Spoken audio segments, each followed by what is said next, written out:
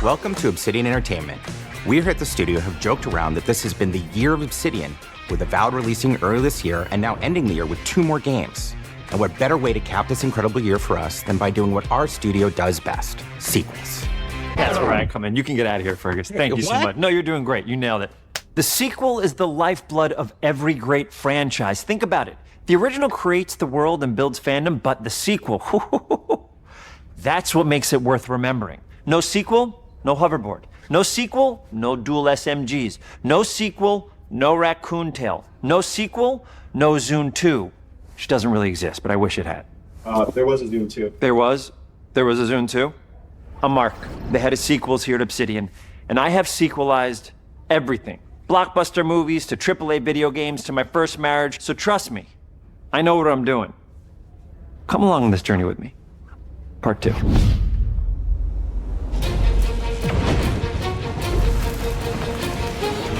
Let the killing commence.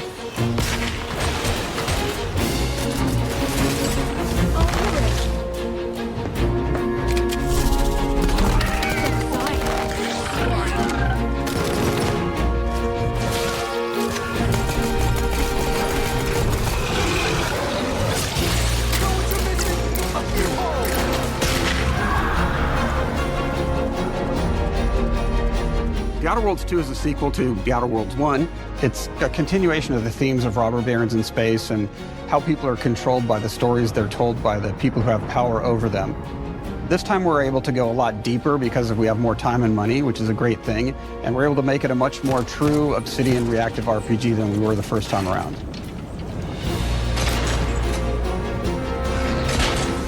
So we're going deeper and more complex with everything for this sequel. Deeper story, lore, RPG interactions, reactivity, all the things we've been known for as a company. It's really a complete realization of everything people want from an Obsidian game. Surprisingly, this is the first time in over 25 years that I've had the chance to do a full sequel for a world that I helped co-create. It's really just a fantastic opportunity to explore and expand the universe in interesting ways, and to go even further with the themes of how people are affected by living in a dystopian corporate reality.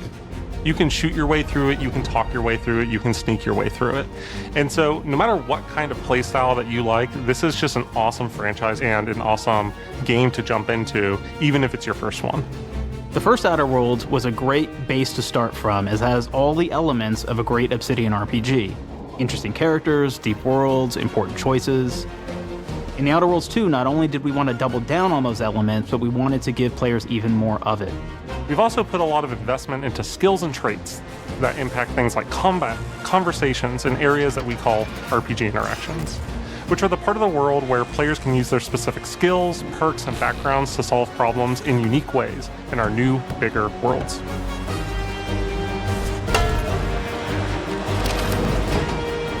I love a deep RPG experience, and building out that RPG crunchiness for our players was at the forefront of what we set out to create.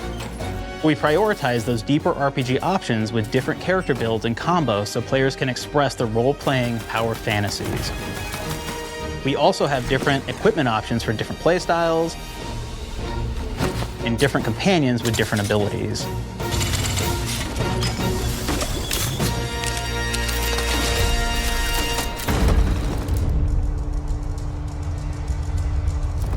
In the first Outer Worlds, you start off as the Stranger, which was basically a blank slate to build on top of with various attribute points that would begin to define your personal experience in the game. You can make any kind of character you want, but we've given you a role. That role is an Earth Directorate agent. You can think of them as kind of like space cowboys or space sky marshals. They're the good guys that go into places and kind of fix everything that's wrong. You're gonna be one of those. But we don't tell you why you joined the Earth Directorate. There could have been a lot of different reasons, right? It could have been because you're an actual lawbringer and you want to go in there and spread law throughout the galaxy. It could be that you're a roustabout and you just had nothing better to do. After you pick your background, one of the really important choices you have next is choosing your traits. While we had attributes in the first Outer Worlds, we've leaned into traits for the Outer Worlds 2, which are these big changes to your character depending on which ones you pick. So it could be something like Brilliant, where you can tag extra skills and you start getting extra skill points. And that's obviously really great if that's how you want to build your character. You can also go and do something like Lucky, where you get extra critical chance, and you also get a lot of really cool options throughout the game as well. Of course, we brought back dumb, so players love the dumb option. Tell me, do you believe in signs?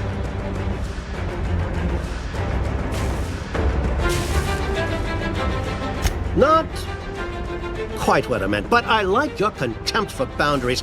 I could put your adventurous spirit to good use.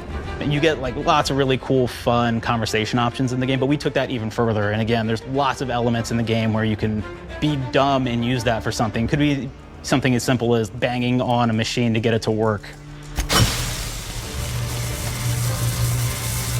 After you've invested in some of your traits, your next choices are going to be choosing your skills. The skills themselves basically allow you to build on your playstyle and what your character is doing in the game. That will be everything from playing stealthily to speccing for an explosive specialty.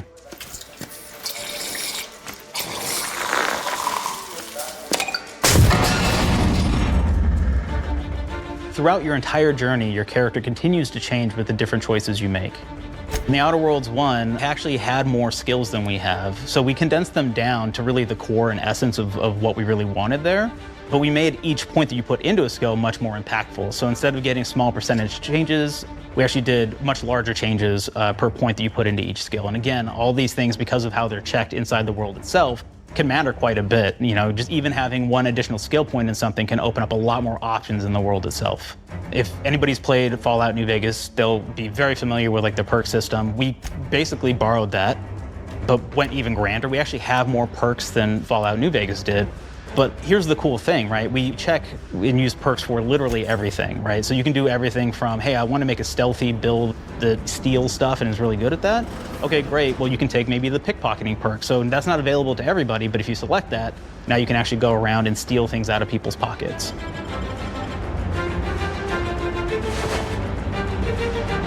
There's another perk called heavy-handed, right? Where say you're a melee person, what this does is now your power attacks that you use actually knock people down.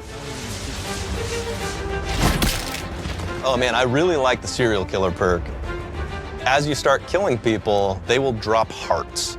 And you can take those hearts, and essentially you're taking these trophies, you could say, and it's actually giving you a permanent health bonus every time you do it. We have this perk called Assassin. Now, this is an early game perk that you can take, which every time you stealth attack an enemy, you're actually going to get a movement bonus for a certain amount of time.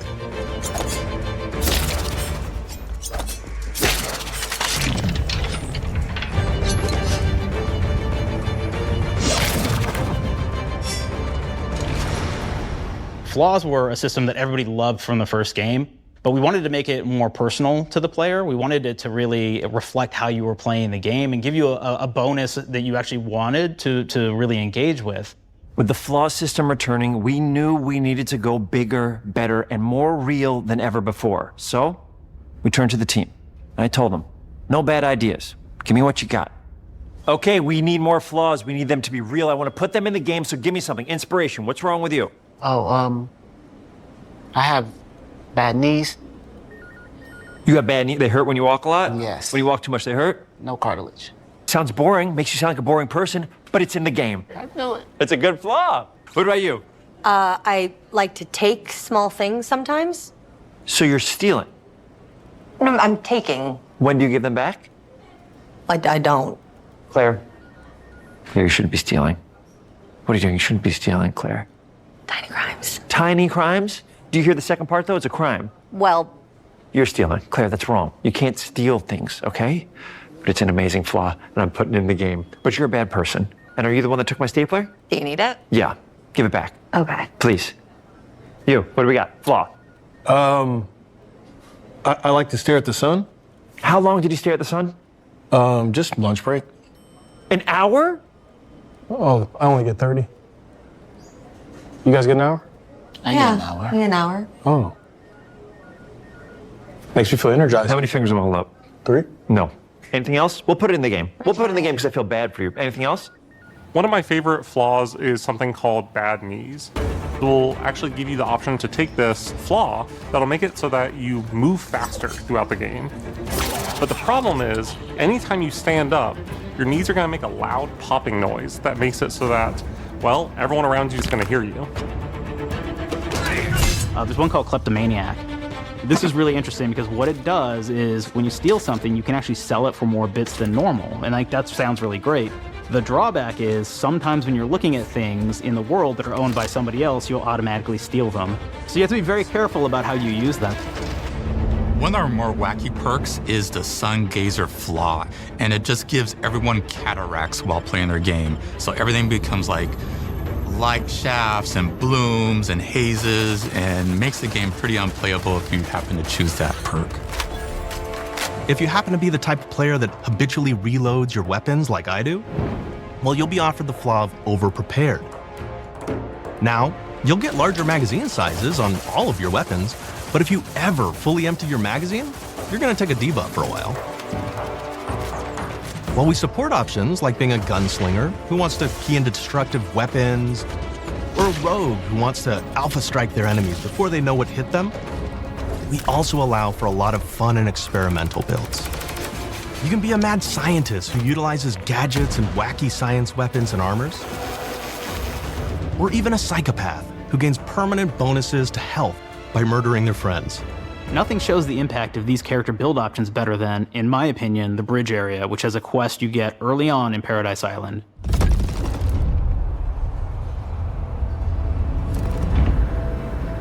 Not only do you kind of encounter this very early, and it's a very core one to the story, but it really expresses our philosophy of allowing the player to solve problems in a bunch of ways. So you may solve it by speech options. You may talk to them and maybe have to go do a quest for them and really kind of prove that you're a friend of the Protectorate to get by. I may have need of your help, stranger, if you are ready to seize an opportunity to show fealty to the Protectorate. You could go guns blazing and you could just take everyone out inside the POI, lower the bridge itself, and kind of get across.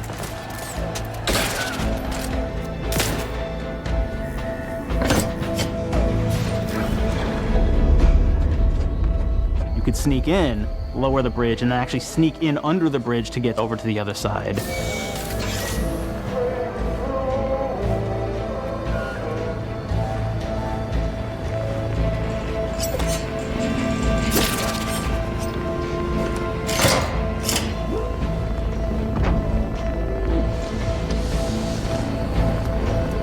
You can bypass the bridge entirely if you found like certain gadgets, like the shield gadget that protects you from poison gas as you go across, or the double jump boots, which kind of allow you to jump across the chasm and get across that way. There's even a really kind of messed up way, right? Which is players can actually sacrifice one of their companions. The companion who they just found is part of. We're no different than the Breeze if we start tossing our own to the raps. I sure as law ain't gonna follow someone who can't see the wrong in it.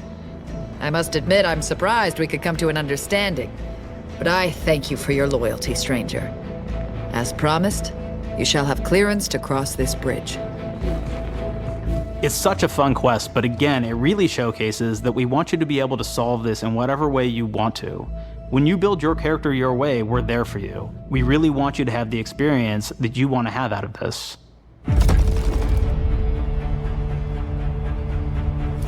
From the very beginning of our discussions about the Outer Worlds, we really knew we wanted every game to take place in a different colony. This lets us expand on all aspects of the universe. Every colony can be its own thing with its own flavor, and we can center them around anything we want. Any ideas or setting we're interested in.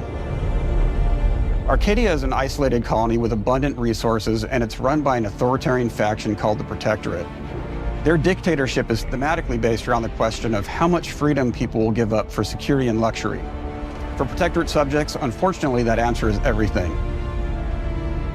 The Protectorate is also incredibly wealthy because it was founded by the inventor of the skip drives, which are the Outer World's faster-than-light engines. But those skip drives are starting to cause rifts in space-time, which are cutting off all the other colonies on Earth from being able to trade with each other. The Order of the Ascendant is an offshoot of the Order of Scientific Inquiry from the original game, and like them are a science-based religion with the same goal of solving the universal equation, which will allow them to predict and alter the future to the benefit of all mankind. They used to be part of the Protectorate, but they split off to focus on solving the equation for the good of everyone, not as a way to simply control the masses. The player's been sent to Arcadia as an Earth Directorate agent to find out how the skip drives are causing the rifts and what can be done to stop them. Each of the factions have their own solutions to the rift problem and their own goals. The Protectorate wants to close them to protect their legacy as the inventor of the drives and their wealth. The Order wants to close them not only for the good of everyone, but also because they're complicating the math they're using to solve the universal equation. And Antes just wants to be able to open and close them at will to control all the trade routes between the colonies. In addition to expanding the themes and lore of the Outer Worlds, we're also expanding the humor, so each faction has its own flavor of absurdity. Anti's Choice is a merger between Anti-Cleo and Spacer's Choice from the original game, and there are corporate representatives in the Outer Worlds too. They've invaded Arcadia to liberate their resources for all of humanity, at a profit, of course. One of my favorite things from Fallout New Vegas is the radio system. It was just iconic for me, and I wanted to make sure that the Outer Worlds 2 had that. So we actually built out 3 different radio stations, one for each of the major factions. You also have a ton of music. Each station might have, like, I think 20 tracks of unique music that we've made for it. It's a lot of stuff. But the really cool part about this entire thing is that we actually put a lot of reactivity into the radio. So it will respond to the things that are going on around the world that you've been interacting with. So if you go into a location, let's say you solve a problem for the Protectorate folks, if you listen to the Protectorate radio station, they're gonna be cheering you on as a hero. Wonderful news, everyone. The Zeranium gas leaks at the Automech repair facility, strongly believed to be caused by Anti's Choice malefactors, have been corrected. Some hotshot for hire just managed to fix the electrum leak in their repair facility. Now, I'm not saying we caused it in the first place, but we sure like the idea of all those broken auto mechanicals and all the excessive gasping and choking involved. The factions and companions are great examples of how we're going deeper and more complex this time around. They're integrated into the game's storyline much more than we did on the first Outer Worlds, and like with everything else in the game, they have a lot more reactivity. There are 6 companions in the Outer Worlds too. As usual, each has their own quest lines, but this time they are also connected to a different faction and have character arcs that the player can affect through their choices. Your first companion is Niles. He's another Earth Directorate agent like you, and he's looking for your help to decide whether he wants to become an even better agent or to turn his back on the Earth Directorate completely. There's also a somewhat cute Automech support drone that is basically Niles' helper. Her name is Val. Marisol's part of the Order of the Ascendant, and she's an aging but still deadly assassin. That's right, she's a deadly mathematician who may or may not have some unfinished business to attend to with the player's help. There's also a cultist named Azza, who is part of a sub-faction that worships the rifts, and in her case, violence in general. You can choose to either turn her away from overt violence or support her chaotic and dangerous tendencies. At one time, Anti's Choice had a program to graft soldiers with animal parts to make them more formidable.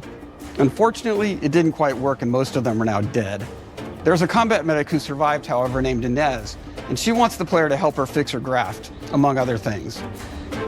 Finally, there's Tristan. He's a Protectorate arbiter who is judge, jury, and executioner all rolled into one heavily armored package. It is your choice to either help him judge wrongdoers or show him what true justice looks like. We definitely have reactivity in the game based on how you've been treating your companions. I won't reveal the end of the game, but let's say if you have not been treating them well, you will find out at the end of the game what that means.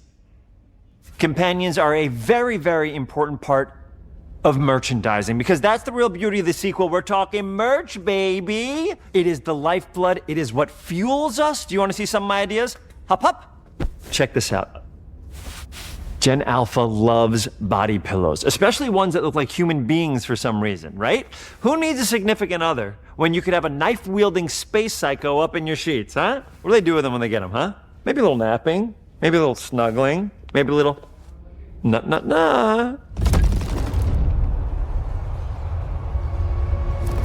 The visuals of the first Outer Worlds depicted a frontier colony in space.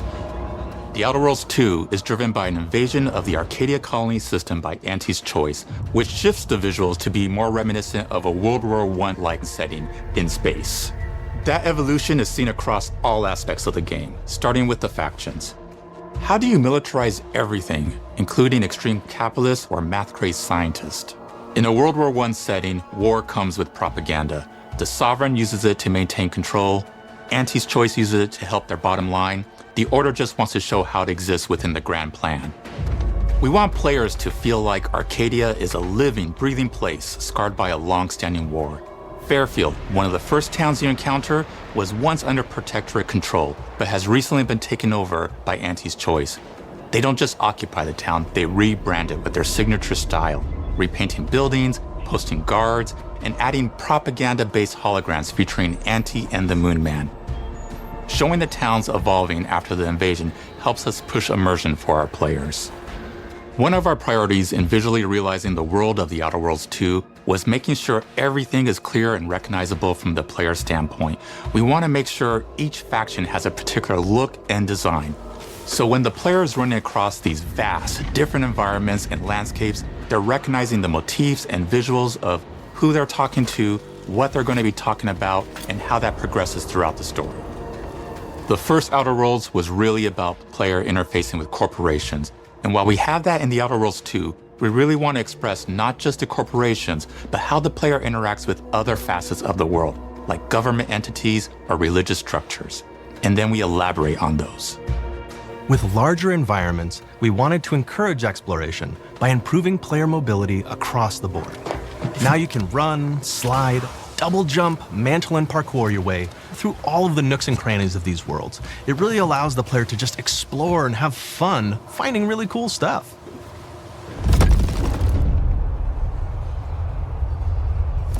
We've aimed to make everything in The Outer Worlds 2 better from top to bottom. The RPG elements were the start, but that's touched our story, our art, and especially our gameplay. A good sequel is true to the original. That's first and foremost, right? Like, we all want to add in a bunch of things as you're making a sequel, right? We want to make it bigger and better in every way. That's what we were trying to do here. And I thought, we did not need this consultant. We've made enough sequels. We understand how to do this. And I will say, I don't think it's been entirely successful. I am very proud of the combat improvements we have made in The Outer Worlds 2, thanks to my patented combat system. You may be thinking to yourself, it can't be that good. Shush, what are you even talking about? You haven't seen it yet. Watch this. Put a helmet on, because I'm about to blow all of your minds with my COMBAT system, combat system. My name is Mark, I'm the head of sequels. Shall we begin? You're thinking, what's C for? C. Capitalize the fact that the people loved the first game. We're gonna take those people, we're gonna make them buy the sequel, giving out pounds, pounds, pounds. Quick ones, ha, ha, not you, Dev. Here we go. What comes after C? O. Optimize for player satisfaction. I am terrified of online gamers, okay? I wanna make them happy, so let's, okay? All right.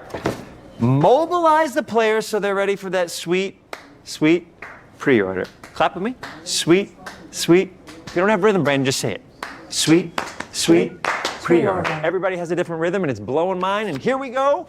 B, burglarize. What is this? It's basically just finding new ways to loot dead bodies. You know what I mean? Right, Otis? Okay, well, it's a big part of the game. A, you gotta agonize about how many people are gonna be angry that we have just put so much combat into this thing and almost no romance at all. We should look at ourselves. What is wrong with us? Huh? We can't have one love story in this? How many people have been in love? Raise your hands. Raise your hand if you're in love. Okay, are you lying?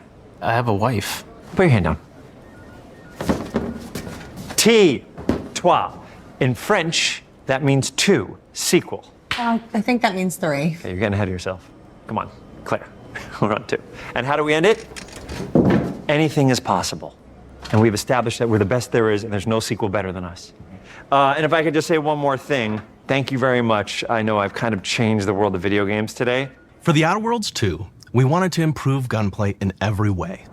We focused on improving the feel of each weapon, the way a weapon snaps into ADS, the way recoil feels when firing, and how impactful our sound effects really sell the weapon's fantasy, to things like how unique reload animation can add a lot of character to each weapon. We've increased the variety of weapons by including new weapon types, but also through a host of fun and unique weaponry. We have things like the Bourse Blaster that fires out tumors that can explode like grenades, or can even be eaten by the player for additional health. We have a weapon called Rookie's Reward that will actually level up the more you use it throughout the game. And every time it levels up, it's got fun fanfare where it's like shooting out confetti and it's got a fun little setup. We have a really fun weapon called the pop-up gun.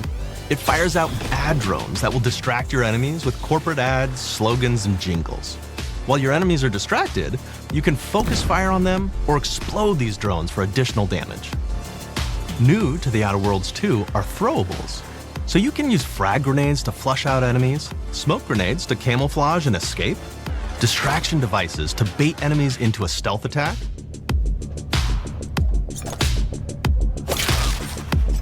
and even science grenades that will levitate enemies, allowing you to fire upon them while they float helplessly.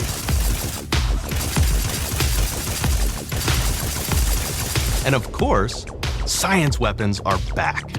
We have returning favorites, like the shrink ray. This time it's been upgraded so you can shrink your enemy down to the size of a sprat and run over them, exploding them into bits.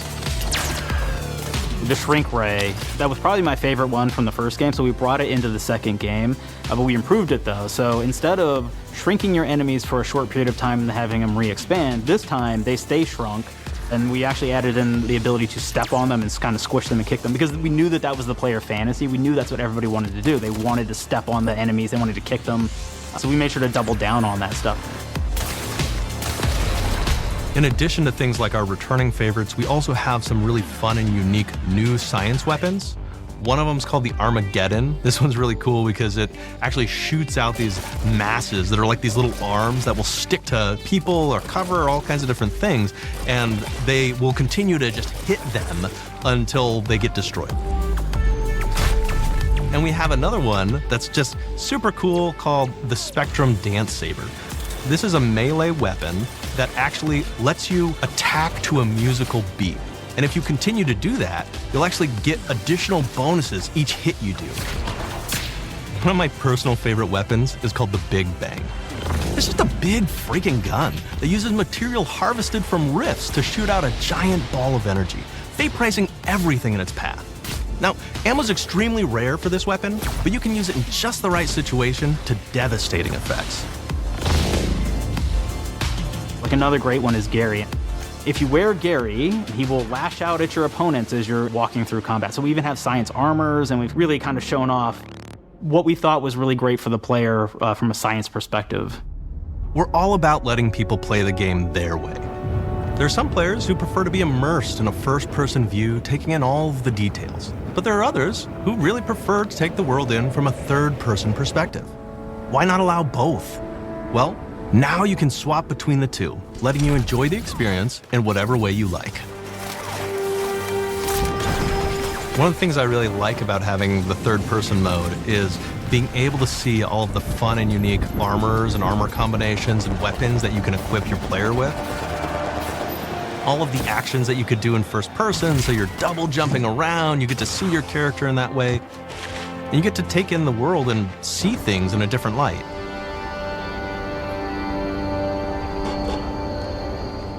The Outer Worlds 2 is really the biggest game we've ever made. Bigger choices, more reactivity, more weapons, more things to find in each of the worlds the players can visit. The team has done incredible work bringing The Outer Worlds 2 to life, and we can't wait for you to play it.